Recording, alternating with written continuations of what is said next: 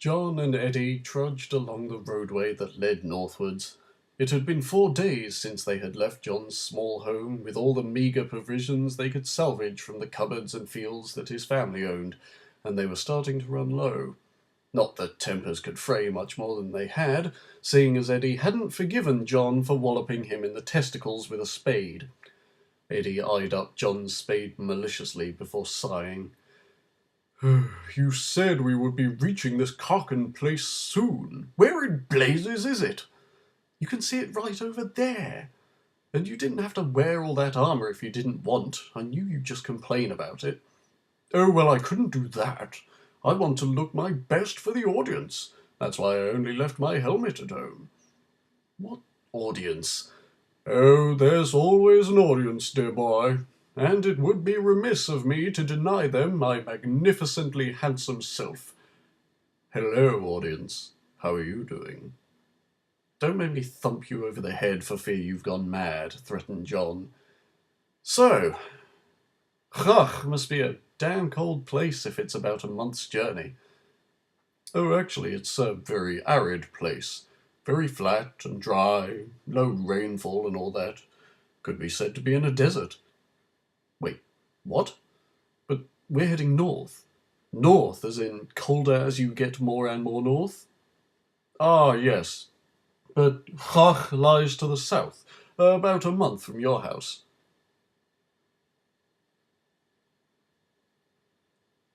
Ah! We've been travelling north for days. Why in all the various hells did you want me to take you to Carkan? Easy, don't get bells in your britches. We're here to enlist help. I know of an assassin who hails from these parts. I'm sure there are various other larger cities with considerably more assassins and thugs and hired help we could get down south on the way. Listen, if you're dragging me along on this quest against my will, then we're going about this my way. Anyway, I believe you owe me that after the suffering my nightly tenders have endured.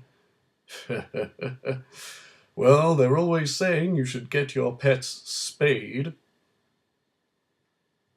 Well, either way, I know this assassin personally and can vouch for their achievements and skill. And we'll need all the help we can get if we're to save Castle Fenrock, and to train you to be slightly less useless when the time comes.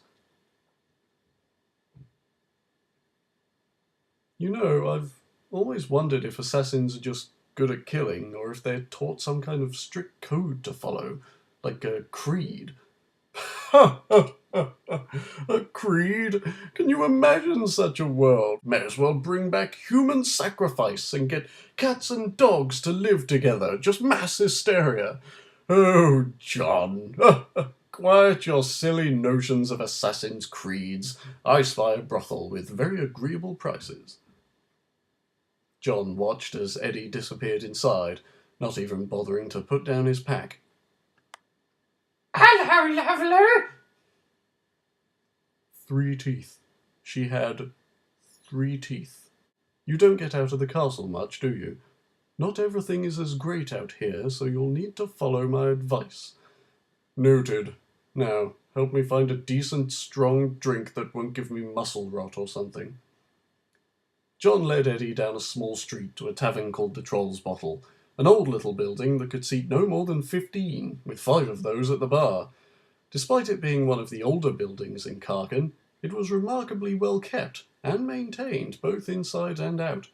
The few stalls were in a good state, and the bar top shined, the dark wood polished and untarnished.